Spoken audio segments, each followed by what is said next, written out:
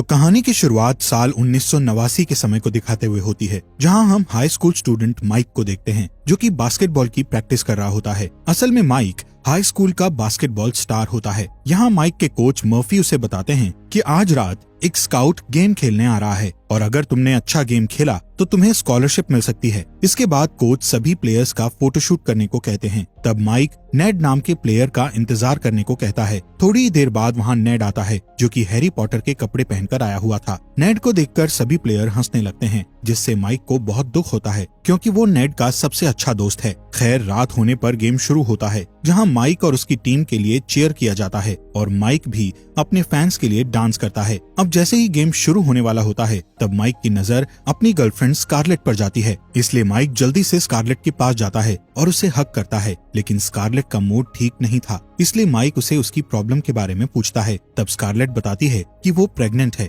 ये सुनकर माइक बहुत हैरान हो जाता है, लेकिन स्कारलेट उसे गेम पर ध्यान देने को कहती है क्योंकि ये गेम माइक के लिए बहुत जरूरी था। इसके बाद माइक गेम खेलने के लिए चला जाता है, लेकिन उसका पूरा ध्यान स्कारलेट पर ही होता है। इसी दौरान स्कारलेट उदास होकर वहाँ से जाने लगती है, जिसे जाता देख माइक अपना गेम छोड़ देता है और उसके पीछे चला जाता है। यहाँ माइक स्कारलेट को रोक लेता है और उससे कहता है कि मैं तुम्हारे साथ फैमिली बनाना चाहता हूँ, जिस पर स्कारलेट कहती है कि मेरी वजह से तुम्हारा फ्यूचर खराब हो जाएगा, इसलिए तुम्हें गेम पर ध्यान देना चाहिए। तभी स्कारलेट उससे दूर जाने की कोशिश करती है, लेकिन माइक उसे रोकता है और उसके साथ नई शुरुआत करने का कहता है। यहाँ से सीन शिफ्ट होता है और हमें 20 साल बाद का सीन दिखाया जाता है, जहाँ माइक की उम्र अब 37 साल हो चुकी है और वो अपने दोस्त नेड के घर में रहता है। नेड एक अरबपति था। वो दोनों एक साथ नाश्ता करते हैं और उनकी बातों से पता चलता है कि माइक की वाइफ स्कारलेट ने उसे घर से निकाल दिया है और वो उसके साथ डिवोर्स लेना चाहती है। इधर माइक अपने प्रमोशन का सोचकर काफी खुश था क्योंकि उसे लग रहा था कि वो प्रमोशन होने के बाद अपने रिलेशन को ठीक कर लेगा। खैर, माइक अपने ऑफिस जाता है जहाँ माइक का बॉस डीन माइक की जगह एक लड़की का प्रमोशन कर देता है। इस बात से माइक डीन से लड़ने लगता है और उसे कहता है कि मैं पिछले 16 साल से इस कंपनी में काम कर रहा हूँ और तुमने कुछ महीने पहले आई उस लड़की को प्रमोशन दे दिया। माइक गुस्से में जॉब छोड़ देता है और अपने बच्चों को लेने के लिए स्कूल चला जाता है। ये वही स्कूल था जिसमें माइक पढ़ा करता था। माइक सबसे पहले स्कूल के बास्केटबॉल कोर्ट में जाता है और वहाँ लगी अपनी फोटो को देखकर अपने पुराने दिन याद करने लगता है। तभी उसकी नजर स्कूल के बूढ़े जेनिटर पर जाती है। माइक उस जेनिटर से कहता है कि मेरा बचपन बहुत अच्छा था, काश मैं फिर से अपने बचपन में वापस लौट पाता। ये सुनकर जेनिटर उससे पूछता है कि क्या तुम कुछ और करना चाहते थे, जिस पर माइक उदास होते हुए हाँ में जवाब देता है। इस बात पर जेनिटर मुस्कुराने लगता है। तभी माइक की बेटी मैगी अपने दोस्तों के साथ वहाँ आती है, जिस दौरान माइक देखता है कि वो बूढ़ा जेनिटर अचानक से गायब हो गया है। खैर, माइक इस बात पर ज्यादा ध्यान नहीं देता है। इसके बाद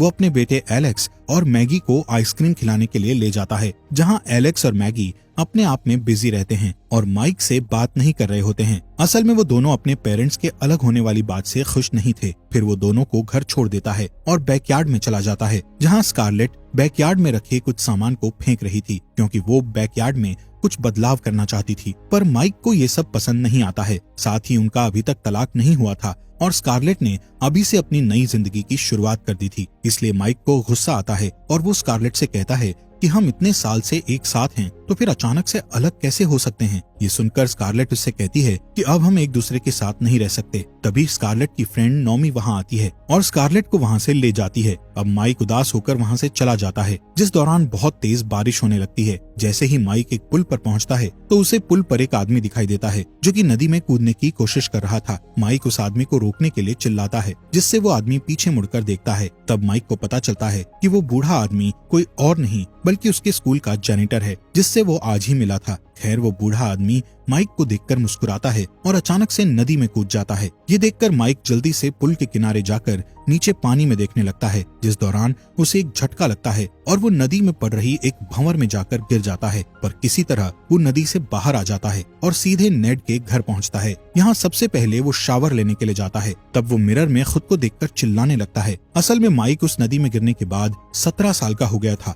माइक की चीख सुनकर नेड वॉशरूम में आ जाता है और माइक को अनजान समझकर उस पर हमला करने लगता है, जिससे दोनों के बीच हाथापाई होने लगती है। तब माइक उसे समझाने की कोशिश करता है, लेकिन नेड उसकी बात नहीं सुनता। इसलिए माइक नेड को बचपन के बारे में बताकर उसे याद दिलाने की कोशिश करता है कि वो उसका दोस्त माइक ही है। तभी नेड की नजर माइक की पुरानी फोटो पर जाती है, जिसे देखकर नेड समझ जाता है कि वो उसका दोस्त माइक है। अब नेड और माइक समझने की कोशिश करते हैं कि आखिर उसके साथ क्या हुआ है। तब नेड कहता है, मुझे लगता है कि तुम्हें स्पिरिट गाइड ने वापस से 17 साल का बना दिया है। ये सुनकर माइक को लगता है कि वो बूढ़ा जेनिटर ही स्पिरिट गाइड था और उसी ने उसे 17 साल का बनाया होगा। इसलिए माइक जल्दी से अपने स्कूल जाता है और स्टूडेंट से उस बूढ़े जेनिटर के बारे में पूछने लगता है। तब माइक को एक फीमेल जेनिटर बताती है कि वो इस स्कूल की जेनिटर है और उसके अलावा यहाँ कोई भी जेनिटर नहीं है। तभी माइक को एक रोशनी दिखाई देती है जो कि फर्श पर पड़े पानी से आ रही थी। जब माइक पानी को देखते हुए आगे बढ़ता है तो वो बास्केटबॉल कोर्ट में पहुंच जाता है, जिससे उसे लगता है कि शायद उसे भगवान ने एक और मौका दिया है ताकि वो अपनी जिंदगी को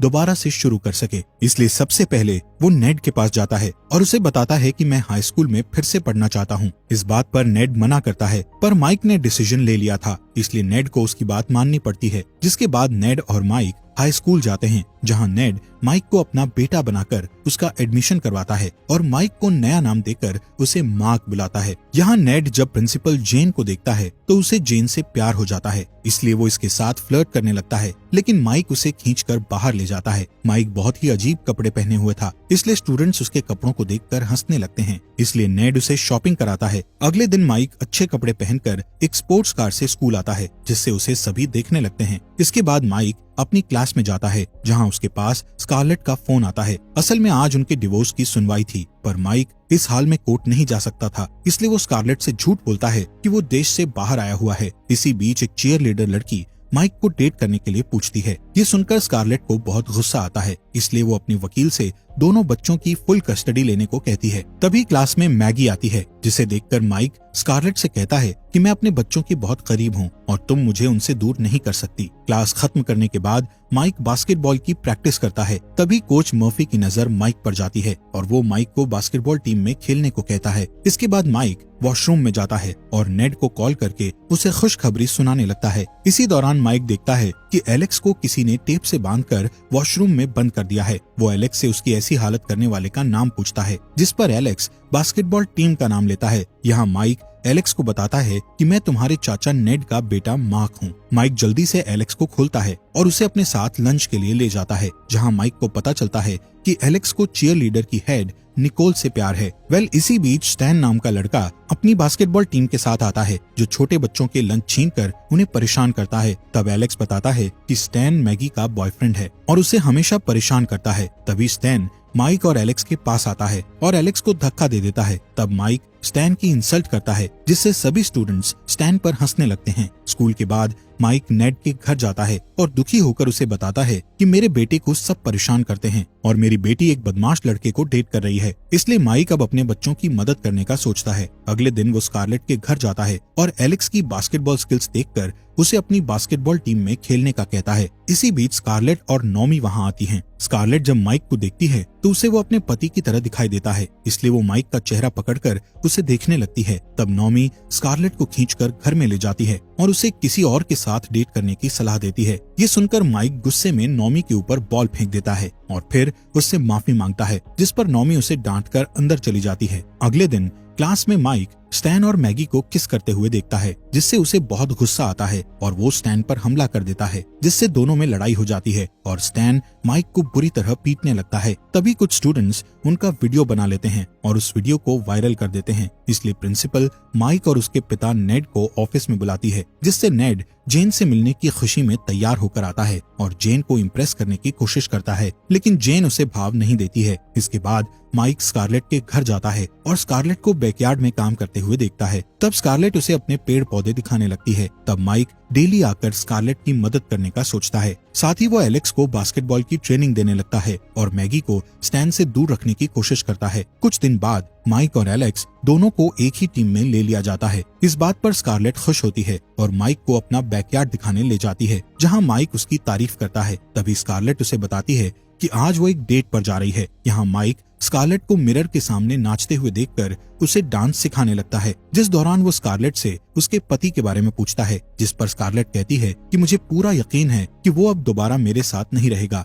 तभी एलेक्स वहाँ आता है और बताता है कि घर पर डीन आया हुआ है। असल में स्कारलेट माइक के एक्स बॉस के साथ ही डेट कर रही थी। इस बात से माइक नाराज हो जाता है और स्कारलेट से बात करने की कोशिश करता है, लेकिन स्कारलेट वहाँ से चली जाती है। जिसके बाद स्टैन वहाँ आता है और मैगी को अपने साथ एक पार्टी में ले जाता है। तब माइक भी एलेक्स को लेकर उस पार्टी में चला जाता है। यहाँ पार्टी में एलेक्स निकोल को देखकर भागने लगता है, जिस पर माइक उसे समझाता है कि उसे निकोल से भागना नहीं चाहिए बल्कि उससे बात करनी चाहिए। इसके बाद माइक मैगी को ढूंढने लगता है, जिस दौरान उसे मैगी की दोस्त रोकती है और उसके साथ फ्लर्ट करने लगती है, पर वो उन्हें किसी तरह समझाकर वहाँ से निकल जाता है और मैगी को ढूंढकर उससे पूछता है कि तुम्हें स्टैन में अच्छा क्या लगता है, जिस पर मैगी बताती है कि मैं स्टैन को पसंद करती हूँ और हाई स्कूल के बाद उसके साथ ही रहने वाली हूँ। ये सुनकर माइक को गुस्सा आता है और वो उसे स्टैन से दूर रहने को कहता है, पर मैगी गुस्से में वहाँ से चली जाती है। अगले दिन स्कूल में बास्केटबॉल मैच होता है, जिसे देखने के लिए स्कारलेट और डीन भी आते हैं, पर माइक की टीम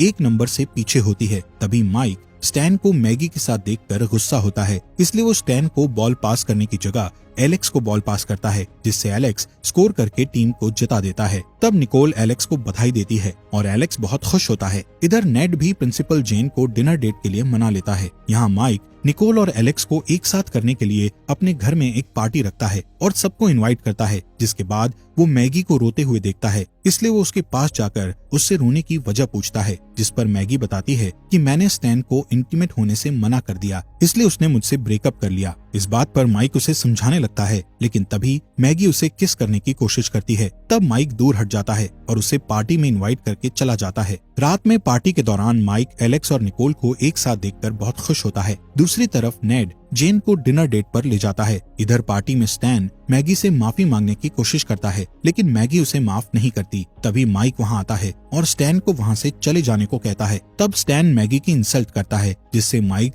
गुस्से में स्टैन पर हमला करता है, लेकिन स्टैन माइक के फेस पर मारकर उसे बेहोश कर देता है। जब माइक की आंख खुलती है तो वो अपने आप को मैगी के साथ एक रूम में पाता है, जहां मैगी उसे किस करने की कोशिश करती है, लेकिन माइक तुरंत पीछे हट जाता है क्योंकि मैगी उसी की बेटी है। वो मैगी को समझाते हुए कहता है कि मैं किसी और से प्यार करता हूँ। ये सुनकर मैगी वहाँ से चली जाती है। इधर स्कारलेट एलेक्स की तलाश में नेड के घर जाती है, जहाँ माइक उसे एलेक्स और निकोल के बारे में बताता है। थोड़ी देर बाद नेड और जेन वहाँ आते हैं। तब नेड अपने घर की हालत देखकर बहुत गुस्सा होता है और जेन की मदद से सभी स्टूडेंट्स को वहाँ से निकाल देता है। तभी स्कारलेट और माइक एलेक्स और निकोल को किस करते हुए देखते हैं। तभी माइक भी स्कारलेट को किस कर लेता है, जिससे स्कारलेट गुस्से में आकर उसे थप्पड़ मार देती है और वहाँ से चली जाती है। जिसके बाद माइक उसका पीछा करता है और उसे बताता है कि मैं मार्क नहीं बल्कि तुम्हारा पति माइक हूँ, लेकिन स्कारलेट उसकी बात पर यकीन नहीं करती और चली जाती है। इसके बाद जेन नेड से कहती है कि यही कारण है कि मैं स्टूडेंट्स के पेरेंट्स को डेट नहीं करती,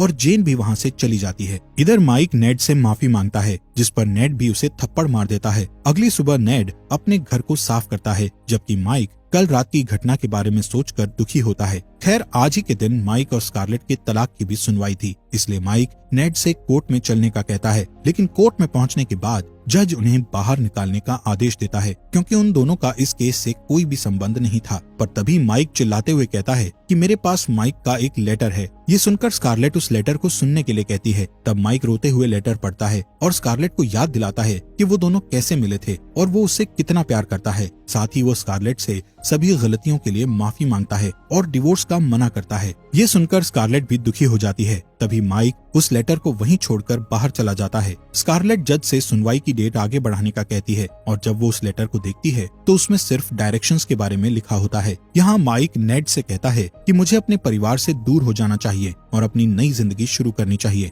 दूसरी तरफ स्कारलेट माइक की 1989 के समय की तस्वीर देखती है, साथ ही एक लेटर देखती है जो कि माइक ने उसके लिए लिखा था। यहाँ से सीन शिफ्ट होता है और हमें बास्केटबॉल कोर्ट का सीन दिखाया जाता है, जहाँ कोच मर्फी माइक से कहते हैं कि आज एक स्काउट आने वाला है और ये मैच उसके लिए बहुत जरूरी है। इसके बाद टीम की एक फोटो ली जाती है। ये सेम वैसा ही सीन था जैसे कहानी की शुरुआत में दिखाया गया था। मैच शुरू होने के दौरान स्कारलेट और मैगी भी वहां आते हैं। जैसे ही मैच शुरू होता है तब माइक स्कारलेट को वही स्पेशल पोज दिखाता है जैसा उसने 1989 में दिखाया था। इस पोज को देखकर स्कारलेट समझ जाती है कि वो उसका पति माइक है। स्कारलेट को लगता है कि उसे यहाँ नहीं होना चाहिए था, इसलिए वो यहाँ से बाहर जाने लगती है। तब माइक एलेक्स को बॉल देकर स्कारलेट के पीछे चला जाता है। इसी दौरान हम उस बूढ़े जेनिटर को देखते हैं जो कि माइक को देखकर मुस्कुराता है। इधर माइक जैसे ही स्कारलेट के पीछे दौड़ता है तब वो वापस से 37 साल का हो जाता है और स्कारलेट को गले लगाकर उससे कहता है कि वो हमेशा उसके साथ रहना चाहता है। यहाँ स्कारलेट उसे माफ कर देती है। दूसरी तरफ एलेक्स के कारण हाई स्कूल बास्केटबॉल मैच जीत जाता है। कहानी के आखिर में माइक नेड का शुक्रिया करने के लिए